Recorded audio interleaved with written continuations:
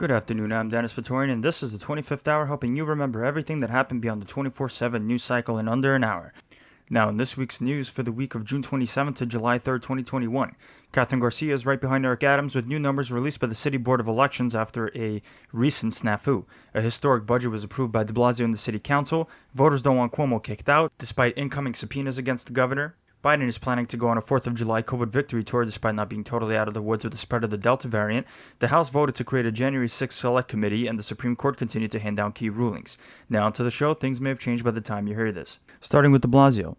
City public health officials continue to urge residents to get vaccinated as the more infectious Delta variant spreads throughout the city, comprising 44% of new cases from last week. 51% of all city residents are fully vaccinated. The number of vacant space in New York City's office buildings are at an all-time high despite businesses coming back to their pre-pandemic groove. Almost 90% of Manhattan's office space isn't filled, and some leases are still being dropped as workers are looking for flexibility in the post-COVID era. Continuing the celebrations in the city, Mayor de Blasio said that he is adding a number of celebrities to the comeback concert happening in Central Park this August, including Bruce Springsteen, Jennifer Hudson, and Paul Simon.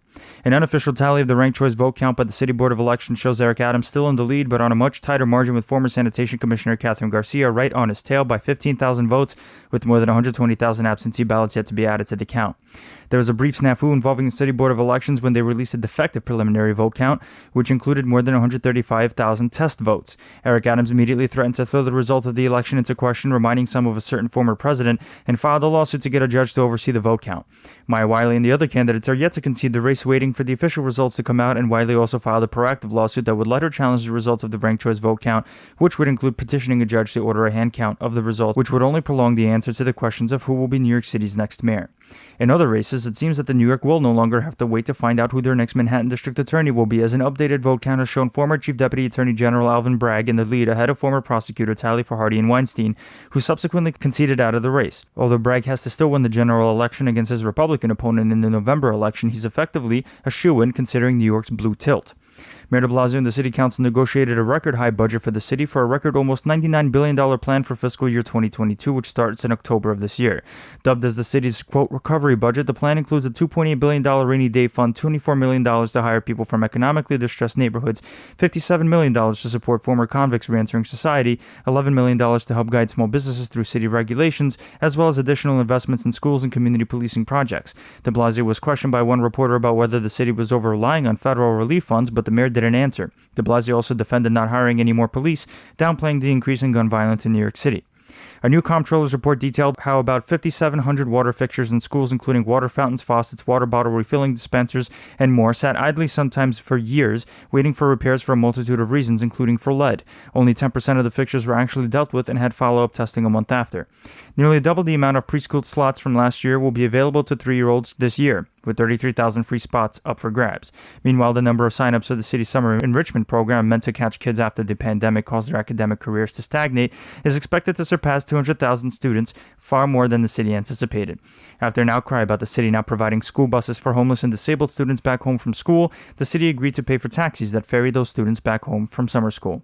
The Manhattan District Attorney Cy Vance unveiled a grand jury indictment against former President Donald Trump's company, the Trump Organization, and its longtime CFO, Alan Weisselberg, alleging tax frauds concerning with how the company reported its taxes and how, in reality, it left out Weisselberg's, quote, fringe benefits, including paying for Weisselberg's grandchildren's college tuitions, giving Weisselberg the use of a rent-free Upper West Side apartment, and B&W leases for his wife. Although the charges are rather low level for all of the fanfare built up ahead of the charges against the Trump Organization, is reportedly a ploy to get Weisselberg to cooperate with the district attorney in its ongoing investigation against the company. Weisselberg surrendered to the DA's office after charges were announced, and he pled not guilty in court this week. Weisselberg's lawyer and Trump himself denied the charges as a political witch hunt. The police department said that it's going to deploy more police officers for the July 4th holiday in order to combat an increasing number of reckless driving. De Blasio announced that anyone who wants to reach out to the city and request homeless services or mental health assistance for someone they see in the subway, they can just dial 311 in an attempt to divert away the attention of utilizing police against homeless individuals. The mayor also said that dozens more police officers are being added to Times Square after another shooting wounded a tourist in the area this week. Ending a saga revolving around the Lucerne Hotel in the Upper West Side, single homeless adults are being moved out of the hotel back to congregate homeless shelters. Residents were notoriously against the hotels housing the homeless, pointing to outside drug use and nuisances, while the homeless were being protected from COVID by staying at the Lucerne. The MTA has unveiled a subway car of the future, a new model model of subway car that will begin replacing old subway cars by the end of next year, mostly on the AC line.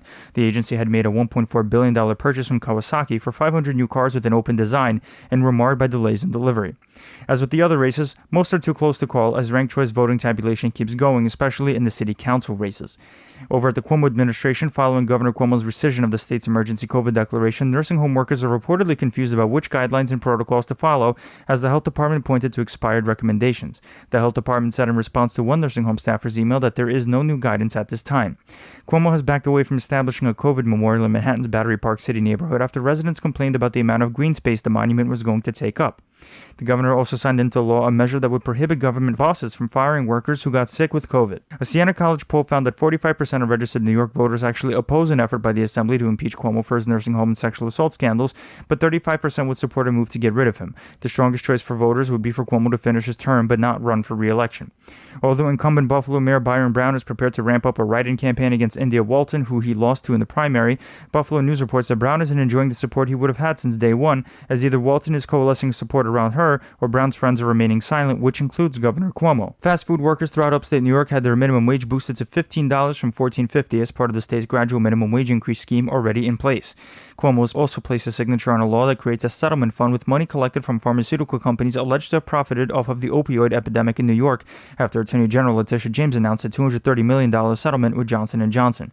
Over at the state legislature, the Assembly's impeachment committee chairman Charles Levine announced a series of subpoenas that will be issued in the midst of the committee's investigation of Cuomo's sexual assault allegations, as well as empowering the law firm Davis Polk to take sworn testimony. The law firm has already collected 100,000 pages of records. Davis Polk has also reportedly declined to interview state troopers who worked on Cuomo's security detail. Over at the state judiciary, the New York Civil Liberties Union sued the state corrections department this week, asking a judge to compel the release of records pertaining to how the department uses facial recognition software on visitors to prisons.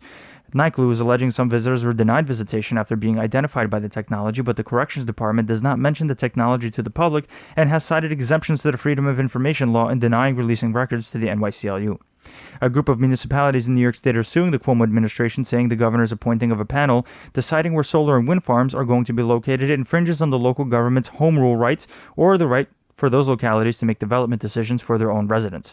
Over at the Biden administration, despite the president's goal of getting 70% of the population inoculated with at least one shot of the COVID vaccines failing, and with the more contagious Delta variant spreading, Biden, Harris, and other White House officials are planning to go across the country during the 4th of July to do an America is Back Together tour.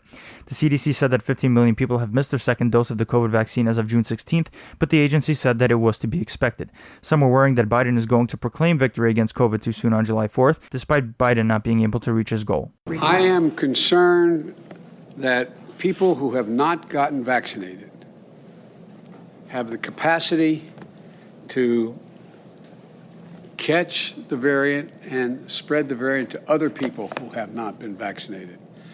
I am not concerned there's going to be a major outbreak, in other words, that we're going to have another epidemic nationwide, but I am concerned lives will be lost. Biden certainly breathed a sigh of relief as the latest job numbers released by the Bureau of Labor Statistics showed employers adding 850,000 jobs in June, while the unemployment rate ticked up by 0.1 percentage point to 5.9% as more people start looking for work. Biden came out and gave a speech touting the numbers. 850,000 jobs. Wages went up for American workers. We've now created over 3 million jobs since it took office. More jobs than have ever been created in the first 5 months of any presidency in modern history, thanks to the incredible work of the entire team. The Congressional Budget Office said that the U.S. deficit is going to hit $3 trillion this year, tripled out of 2019, but that the deficit is going to fade away as the economy continues to recover after the pandemic and more revenue comes into the federal government's coffers. Jobless claims fell to 364,000 last week, a new low for the pandemic and lower than economists had predicted. Biden visited the site of the condo collapse in Sunnyside, Florida this week as the death toll increased to 20 and 128 people were unaccounted for, and offered more federal help for first responders. The president met with the victims of the collapse and with the families of those who've perished, pulling from his own experience with trauma to give a speech telling those he met not to give up hope. Our message today is that we're here for you as one nation, as one nation. The families are very realistic. Reporting has shown that although officially there isn't a particular reason why the building collapsed, the management of the Miami area condo building pleaded with residents to fund repairs and improvements to the building as engineer inspections highlighted glaring foundational problems in the building's pool deck and column support in the garage. Rescue workers were debating whether to temporarily stop efforts due to an incoming tropical storm, even asking the question of whether to demolish the rest of the building for the workers' safety. The mayor of Sunnyside has approved the demolishment of the building. North Miami Beach ordered the closure of another building, Crestview Towers condo, after an engineer found the property unsafe in January, with the city looking to avoid another incident evacuating Crestview's residents in the meantime. The president said that he supports reforming the way the military handles sexual assault allegations within its ranks, taking away discretion from unit commanders and giving cases over to independent military lawyers. The White House rolled out a plan to encourage immigrants to apply for U.S. citizenship, calling on agencies in the federal government to come up with welcoming strategies, including holding ceremonies in parks, displaying posters at USPS buildings, and informing veterans of the benefits of citizenship. The State Department released a list of current and former officials from El Salvador, Guatemala, and Honduras, including the president of Honduras and his wife, who are suspected of corruption and subsequently have pulled their visas. Homeland Security Secretary Alejandro Mayorkas ordered his immigration agencies to work on getting back deported veterans and their families who were deported despite promises for a pathway to citizenship.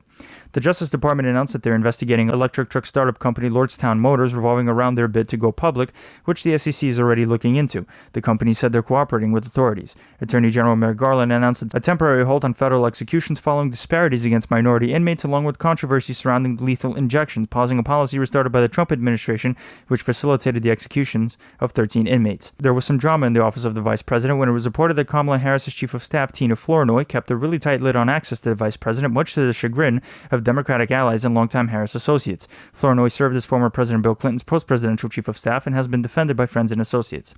The president released his fifth list of judicial nominees, pulling on candidates from big law firms, unions, and public defender groups to join the 4th and 9th Circuits, among others. Biden is reportedly thinking about signing an executive order that would allow federal agencies to conduct stronger antitrust oversight over monopolistic companies, shifting away from simply blocking mega mergers. Bagram Air Base, the symbol of the U.S. occupation in Afghanistan after 9/11, has finally been given back over to total Afghan control as U.S. troops are withdrawing faster than the scheduled deadline of 9/11 this year. As warning signs show the Islamic fundamentalist Taliban regaining territory all around the country, leading to what some say is an inevitable civil war, one of the last hang-ups before the U.S. completely leaves the area revolves around who will be responsible for protecting the international Kabul airport. General Austin Miller, who's in charge of the Afghan theater, reserved the right to still conduct airstrikes to protect the airbase as troops continue to leave. Biden authorized airstrikes against an Iran-backed militia in Iraq this week that are purportedly responsible for attacks on U.S. troops in the area. The militias vowed revenge, and the Iraqi prime minister called the airstrikes a violation of Iraq's sovereignty. As a matter of domestic law, the president took this action, the airstrikes that were announced yesterday by the Department of Defense, pursuant to Article 2 authority to defend U.S. personnel. The targeted strikes were directed at facilities used by Iran-backed militias involved in these ongoing attacks for purposes including weapons storage, command, logistics, and unmanned aerial vehicle operations. So Article 2, the self-defense, the defense of the United States and our interests is our domestic justification for these strikes announced yesterday. 130 countries agreed to sign onto a proposal to create a 15% minimum global tax on companies so as to prevent tax avoidance, but 7 countries known for their low tax rate, like Ireland, China, and India, objected to the agreement. Even if the deal is agreed to, Congress would have to ratify it here. Over at the Congress and starting in the House, keeping true to her word, House Speaker Nancy Pelosi announced that a separate select committee will be created to investigate the January 6th insurrection by Trump supporters, including what role Trump played that day. The House voted to create the committee 222 to 190, with every Republican against it except Adam Kinzinger and Liz Cheney, 2 noted Trump opponents who also voted to impeach him. Minority Leader Kevin McCarthy threatened any Republicans that wanted to join the committee that their own committee assignments may be in jeopardy, with McCarthy denying he made the threat at a press conference. It wasn't clear which Republicans would join the committee, with Pelosi announcing that Liz Cheney would agree to join it, while Pelosi appointed 7 Democrats, including Benny Thompson, who led the second impeachment trial in the Senate, as chair of the committee. The House passed its own $715 billion infrastructure bill, funding transportation and water projects in a 221 to 201 party line vote, with only 2 Republicans joining the Democrats in support. The bill would reauthorize programs that are expiring on September 30th, but would also promote electric vehicles, drinking water standards, and stronger utilities to fight climate change. Transportation and Infrastructure Committee Chair Democrat Peter DeFazio hopes to streamline the Senate's moves on their side as drafting continues for the compromise bill struck between Biden and a bipartisan group of senators, while the president also goes on a tour touting the infrastructure bipartisan compromise. Picking up from where they left off with the Iraq War authorization rescission, the House voted 366 to 46 to repeal 2 other war authorizations, one related to the 1991 Gulf War and another from 1957 meant for countering, quote, communist aggression.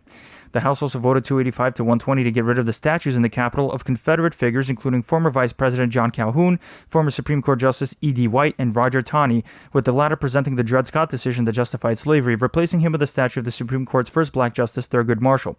Republicans who voted against the measure gave various reasons for objecting, including opposition to Marshall's Roe v. Wade decision or pointing out supposed hypocrisy of the former Democratic Party that supported slavery.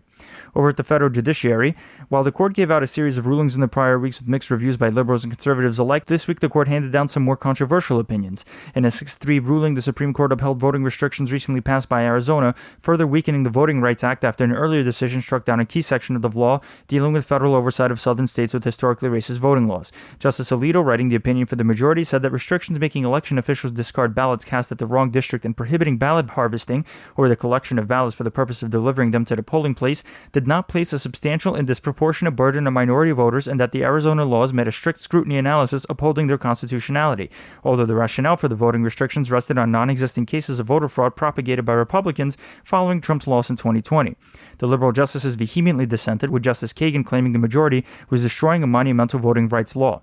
The court also struck down a California law that forced nonprofits to reveal their most prominent political donors in an effort to stave off corruption and fraud. The conservatives delivered the 6-3 victory to conservative nonprofits who said that forcing to reveal their donors is a violation of their donors' First Amendment rights, and that the California efforts to safeguard those donors failed with the release of public leaks that showed who the donors were anyway. Chief Justice John Roberts wrote the opinion saying the chilling of free association violated the First Amendment, while the dissenters led by Justice Sotomayor were worried about the decision going beyond the nonprofit sector, making it impossible to find out who the top dollar donors are for campaign contributions.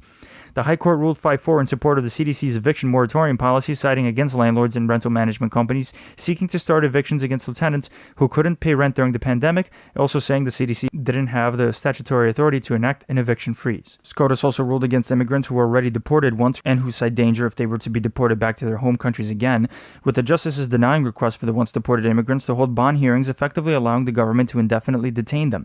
Counter to a rejected eminent domain case we go over in a bit, the court decided 5-4 in support of a pipeline company seeking to build an oil pipeline through Pennsylvania and New Jersey, saying that a pipeline company which has approval from federal regulators can exercise its own eminent domain against land owned by a state, with Chief Justice John Roberts writing for the majority that the real question was whether a private party can sue a state for condemnation, which is just a judicial proceeding which authorizes eminent domain for public use, overturning a Third Circuit decision that said the pipeline company didn't have the authority to sue the state of New Jersey.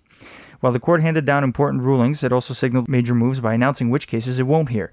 One was an anticipated LGBT case about a religious florist refusing to service a same-sex wedding, a spiritual successor to the Masterpiece Cake Shop case, which gave a religious baker an out instead of servicing a different same-sex wedding.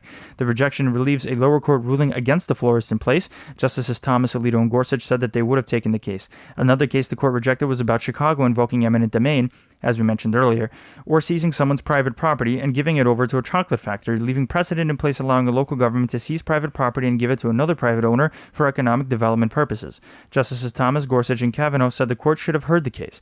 The court also rejected to hear a case about a transgender student using the bathroom associated with his gender identity, allowing a lower court ruling from Virginia stand against the school board that brought the lawsuit. SCOTUS also refused to hear a case about federal marijuana laws, with Justice Thomas making the comment that federal laws against weed are now unnecessary due to the confusing mix-up of laws and regulations facilitating the marijuana markets in different states. The Supreme Court agreed to take on a number of cases for the next term.